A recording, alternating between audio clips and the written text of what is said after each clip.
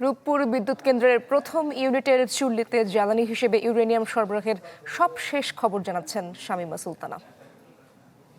আমরা আছি রূপপুর পারমাণবিক বিদ্যুৎ কেন্দ্রের পাশেই এবং এখানে যে কুলিং টাওয়ারগুলো দেখা যাচ্ছে সেই কুলিং টাওয়ারগুলো মধ্যে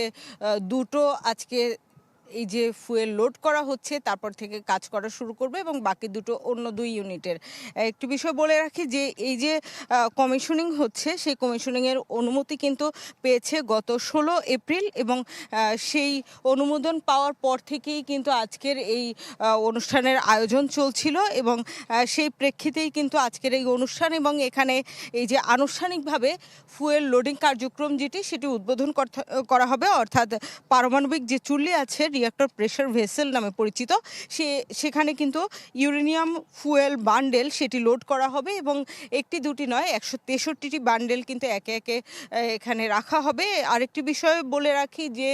2023 সালের সেপ্টেম্বরের মাসে কিন্তু এই ফুয়েলগুলোই রাশিয়া থেকেই কেনা হয়েছে। যে আপনারা জানেন যে রাশিয়া কিন্তু আমাদেরকে সহায়তা করছে এই প্রকল্পটি নির্মাণে এবং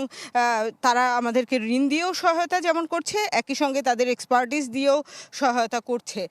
প্রথম ধাপে কেনা হয়েছিল 168টি ফুয়েল বান্ডেল এবং এর মধ্যে 163টিও লোড করা হবে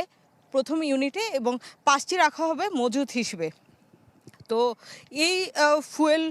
লোডিংয়ের পরেই কিন্তু আস্তে আস্তে পরীক্ষা নিরীক্ষা শুরু হবে এবং তার মাধ্যমে ধীরে ধীরে জাতীয় যে গ্রিড আছে অর্থাৎ সঞ্চালন লাইন সেখানে কিন্তু বিদ্যুৎ পৌঁছাতেও শুরু করবে এবং তার মাধ্যমে মানুষ যে পারমাণবিক বিদ্যুৎ পাবার যে আকাঙ্ক্ষিত যে বিষয়টি সেই স্বপ্ন সেই আকাঙ্ক্ষা সেটিও পূরণ হবে মানুষের।